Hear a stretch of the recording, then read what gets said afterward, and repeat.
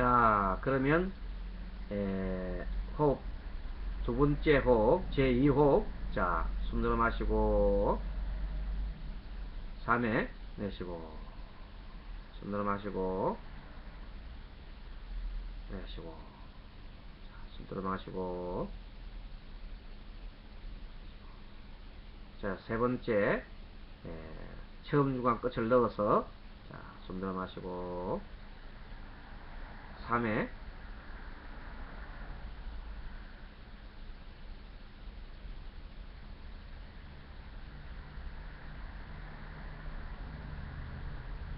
네. 자, 오늘 3회까지 하겠습니다. 자, 그 다음에 상담 과정 151페이지. 자, 상담 과정에 대해서 공부를 하겠습니다. 맨 먼저는 상담 동기, 1번 상담 동기. 자, 151페이지 하고 있습니다.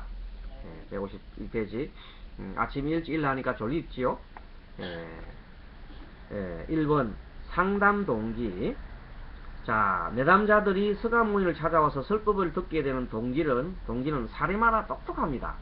뭐 어떤 사람은 소문을 듣고 오거나, 어떤 사람은 서가모니 부처님의 그 외모만 보고도, 그 풍만 보고도 감명받아서 스스로 찾아오는 경우도 있고, 또 어떤 경우는 의문점, 도대체 이것이 뭔가 싶어서 의문점에서 찾아오는 사람, 그 다음에 조언을 구하고자 하는 사람, 명성을 듣고 한 분 그 부처님의 그 지혜라든지 그것을 한번 시험해보고 싶어서 찾아오는 사람, 그 다음에 감화를 받아서 제자가 되기도 합니다.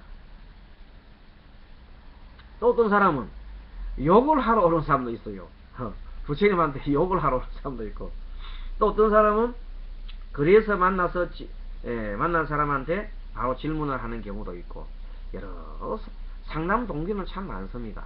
그렇지만 부처님께서는 항상 내담자의 마음을 잘 관찰해 주시고, 내담자의 말을 이 하늘이기로 천리통으로 잘 알아듣고 그 문제점을 파악해서 잘 상담을 해 주십니다. 이렇게 다양한 경우나 경로를 통해서 서가모니 부처님께서는 참 진리를 갖다가 깨닫도록 유도해 주십니다. 자, 서가모니 부처님은 두 번째 상담법을 보면 자신을 찾아온 사람에게 먼저 말을 건네기도 하고 질문을 해서 상담을 이끌어가기도 합니다. 그러니까 이제 주로 서가모니 부처님께서는 어떻게 온지 잘 알지요. 알고 있지만 그래도 한 번 더 질문합니다. 어떻게 찾아왔는가, 이렇게 이제 질문을 하기도 하고, 방문한 사람이 먼저 석존의 설법을 요청하거나 의문점을 털어놓음으로써 상담이 진행되기도 합니다.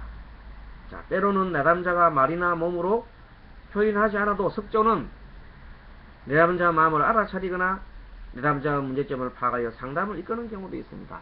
예를 들면은 어떤 비구가 공부가 너무 잘 안 돼요.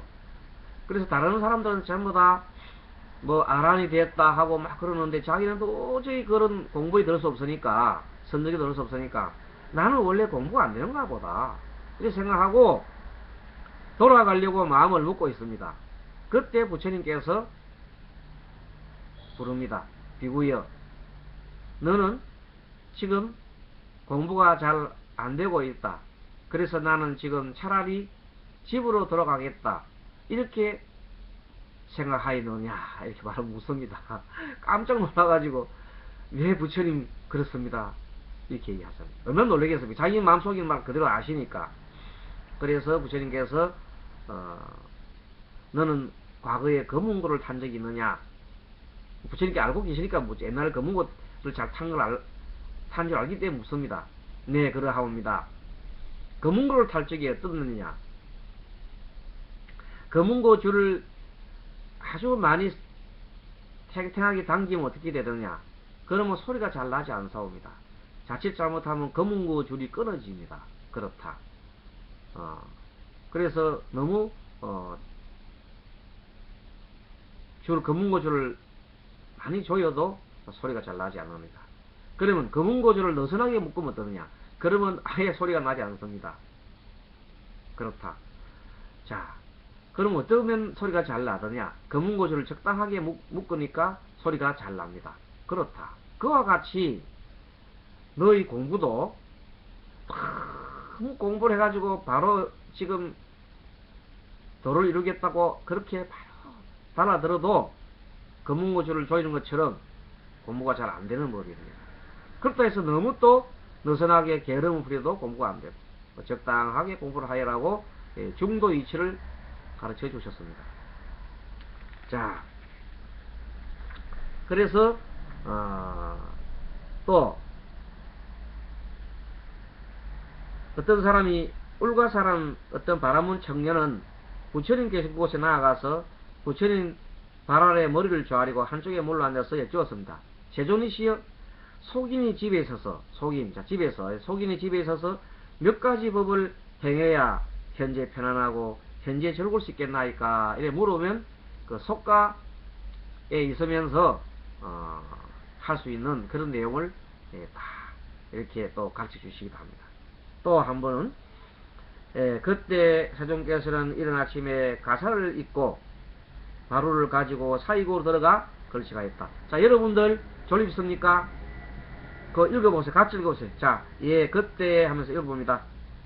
예, 그때 세종께서는 이른 아침에 가사를 입고 바루를 가지고 사이국으로 들어가 건식을 하셨다. 때에 나이 많고 몸이 쇠약한 어떤 바리문이 지팡이를 짚고 바루를 가지고 집집으로 다니면서 밥을 빌고 있었다. 그 바리문은 멀리서 세존을 배웠고 이렇게 생각하였다.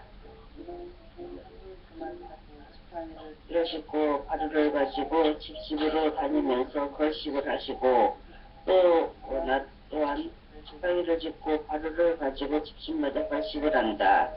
나와 고타마는 다 같은 피구다. 네, 자, 그렇습니다. 자, 그때 세종께서는 개성으로 대답하셨다. 이른바 비구는 다만 걸식하는 것이 아니다. 그 바라문이 한 얘기가 이렇게 합니다. 스가 세존도 바로를 들고 다니면서 걸식을 하고 나도 걸식을 하니까 너나 내나 똑같지 않느냐, 다 같이 얻어먹는 거 아니냐, 걸식을 할 게 아니냐, 이렇게 얘기합니다. 그래서 그때 그런 생각을 하고 있기 때문에 그 생각을 딱 알고는 부처님께서 이렇게 그 바라문한테 얘기했습니다. 이른바 비구는 다만 걸식하는 것만이 아니다. 세속의 법을 받아 가지면서 어떻게 비구라 이름하리요? 공덕과 허물을 모두 떠나 바른 행을 닦고 그 마음에 두려움 없으면 그를 곧 비구라 부르느니라. 이렇게 개송으로서 읊어주시기도 하였습니다. 자, 153페이지. 자, 6번째, 내담자의 주호소 문제와 상담 내용 및 목적. 자, 보통 보면은 상담을 하러 오는 사람들은 구체적인 일상사에 대해서 상담을 하러 오는 사람이 많습니다. 그래서 현실 문제의 해결이라는 그런 단순한 문제가 많죠. 그래서 일반적으로 이런 경우에는 부처님께서는 도시의 공덕으로서 천상에 태어나는 길로 제시하였습니다. 처음부터 부처님께서 높은 수준에 있는 그런 진리의 법을 말씀하지는 않았습니다. 왜? 그런 얘기 해봐야 알아듣지 못하니까. 그래서 주로 보면 선인성과 악인악과 이런 인연법을 많이 제시했습니다. 자, 착한 일 하게 되면 착한 공덕이 오고, 그 다음에 악한 일 행을 하게 되면 악한 과보를 받는다, 이런 내용을 하면서 그 다음에 많이 활용했던 것이 사성제를 많이 활용했습니다. 사성제 우리 잘 알지요? 자, 사성제가 고, 집, 멸, 도지요. 그래서 맨 처음에 이제 진단합니다. 자, 현재 그대가 문제점에 직면한 것은 참 고통이지, 이렇게 이제 묻습니다. 그렇습니다. 저는 많은 고통에 지금 쌓여 있습니다. 그럼 그 고통을 먼저 진단해 주게 합니다. 자, 그러면 그 고통이 왜 왔을까 하고 이렇게 유도를 합니다. 그러면 그 원인은 결국은 스스로가 어떤 생각에 어떤 자기의 주장에 빠졌을 때 자기 욕망이나 어떤 생각에 빠졌을 때 그걸 가래라 그러죠. 가래와 집착이라 그러죠. 가래와 집착이 결국은 잘못된 생각을 일으키게 하는 원인이 된다. 보통 고통은 잘못된 생각에서 오는 거거든요. 그래서 잘못된 생각, 가래와 집착에서 오기 때문에 그런 이치를 알려줘서 그래서 그 잘못된 생각과 가래와 집착에서 벗어나면은 참으로 고통이 없어지고 마음이 편안하다고 알려주시고, 그 다음에 구체적으로 그 가래와 집착에서 벗어나는 길을 가르쳐 주십니다. 그것을 이른바 사성제라고 그러잖아요. 그 내용, 사성제대로 잘 이렇게 스스로가 깨닫게끔 유도해 주면서 때로는 비유를 들기도 하시고, 때로는 개성을 읊기도 하시고, 때로는 직설적으로 부처님이 말씀하시기도 하고, 여러가지 방법을 통해서 상담자의 눈을 내담자의 눈을 뜨게 해줬던 것입니다. 자, 그리고 궁극적인 진리를 참고하도록 도와줬습니다. 그러고 난 다음에는 부처님께서 우선적으로 내담자의 호소 문제에 맞춰서 상담 목적을 설정해 놔놓고, 그 다음에는 점점 상담을 진행하면서 한 발자국씩 더 나아가 높은 차원의 깨달음의 길로 한 걸음 한 걸음 나아가게끔 이렇게 이루어졌습니다. 결국은 궁극적으로는 좋은 일 해가지고 좋은 곳에 태어나는 것으로 만족하지 말고 부지런히 수행해서 완전한 해탈을 이루라고 이렇게 격려를 해주었습니다. 수다타 장자한테 이렇게 얘기해 줬죠. 자, 154페이지 넘어갑니다. 7번째, 상담 결과. 부처님은 상담 결과 참으로 거의 모두가 성공적이었습니다. 그러니 부처님이시죠. 뭐 주로 보면 단 한 번에 상담 회기는 자바앙gen단을 보면 주로 여러 번 이렇게 상담한 경이 있는 게 아니라 한 번에 다 그냥 끝났습니다. 참 대단하죠. 한 번에 다 상담을 해서 그 사람의 마음을 완전히 깨닫게 해주시고 고통을 치유했다는 그런 참 대단한 능력입니다. 지금 현재 우리 정신과 의사들이 사람을 치유할 때 얼마나 오랜 세월을 합니까? 그래도 뭐 낯설지 안 날지 모를 정도로 하는데, 그때 부처님께서는 단 한 번에 치유했다니 참 그 당시 부처님과 같은 그 당시 계셨던 인도의 사람들은 참으로 행복했다고 볼 수 있죠. 자, 155페이지 부처님의 상담 형태. 자, 부처님이 상담한 형태를 잘 알아보기 위해서 또 자압안경 속에 있는 상담 형태를 나눠보게 되면은, 자, 형식적으로 나눠보니까 제1번 개별 상담, 개별 문답이 많았습니다.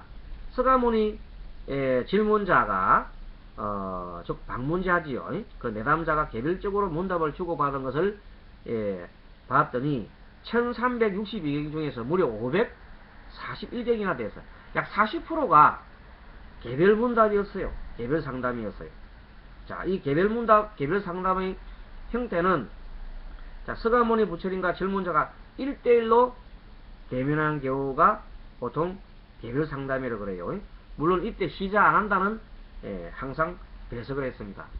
요거는 현재 개인 상담과 같은 겁니다. 자, 그런 형태가 진행되는 것이 있고, 두 번째는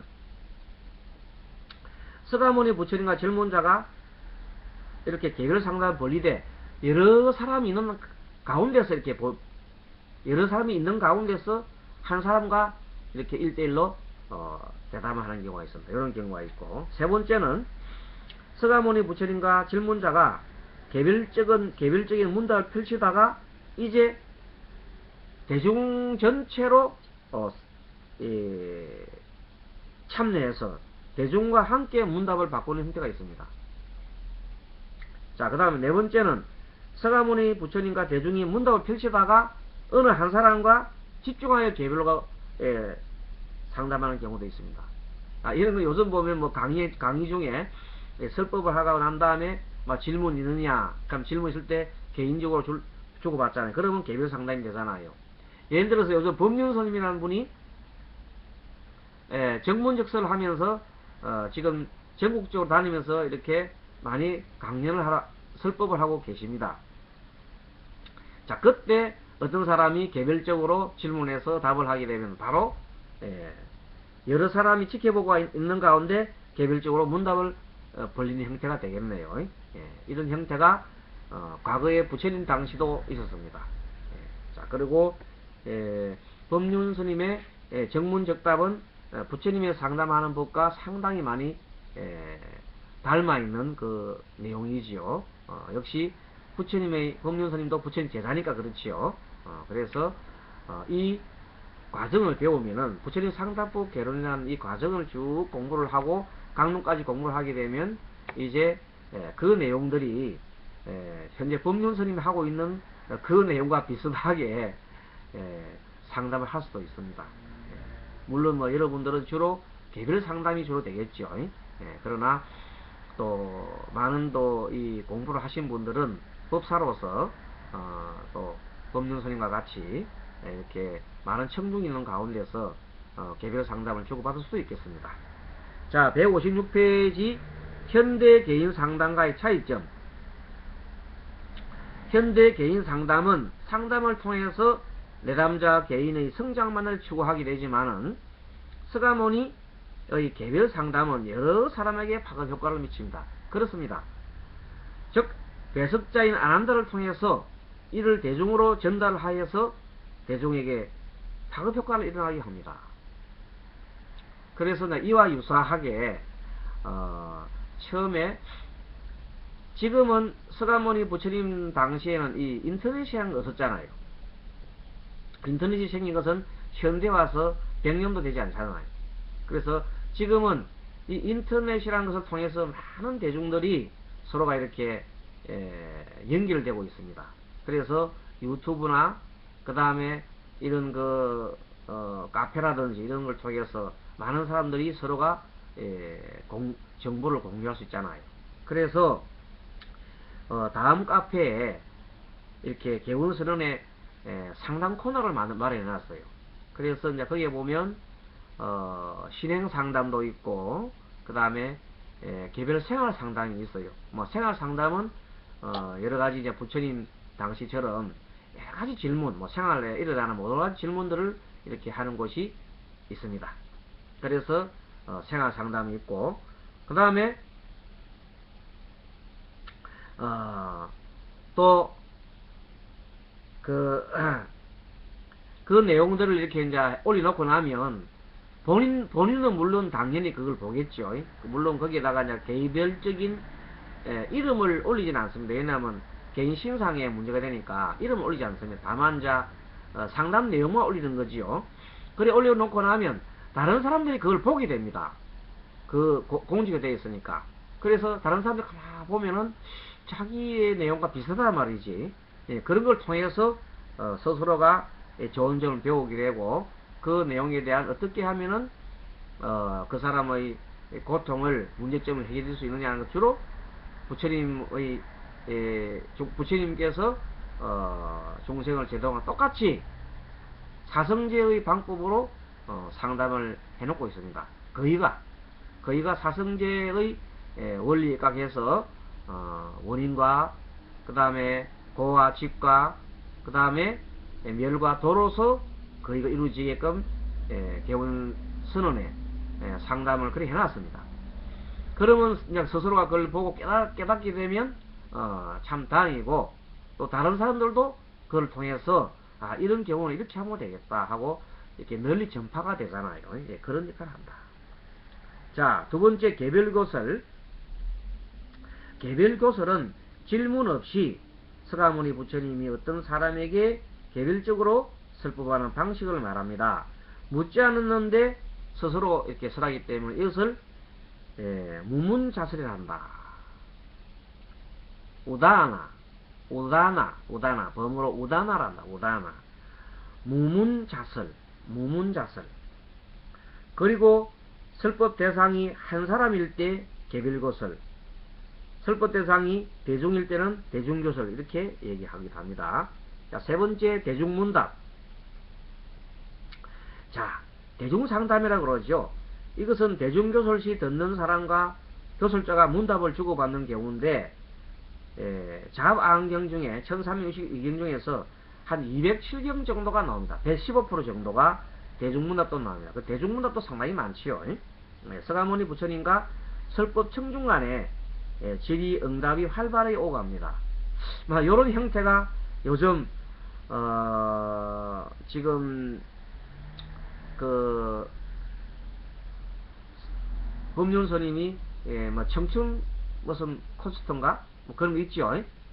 그런데 나가셔가지고 이렇게 한다든지 여러 가지 또 강연에 나가서 하는 그런 형태가 많아서, 그래서 지금 현재 가장 활발하게 움직이고 대중 문답이나 이런데 1대1보다는 대중 문답에 주로 많이 하시는 그 형태가 법륜 스님이 아닌가 이렇게 생각합니다. 그에 비해서 정인 스님은 주로 개별 상담을 주로 많이 하고 있어요. 아니 여건이 그렇고, 여건이 대중 그 문답을 할 여건이 아직 안 돼 있습니다. 그렇게 갖춰지지 않고 현재는 개별 상담을 주로 많이 하고 있고, 인터넷을 통해서 보급을 이렇게 많이 하고 있습니다. 자, 서가모니 부처님이 교설을 하면서 대중에게 질문을 하고 대중이 그에 응답함으로써 교설 내용을 보다 효과적으로 전환하는 경우가 있습니다. 교설에 대하여 궁금한 점이 있을 때는 대중이 질문을 하고 서가모니 부처님이 그에 또 대답을 하는 경우가 있지요.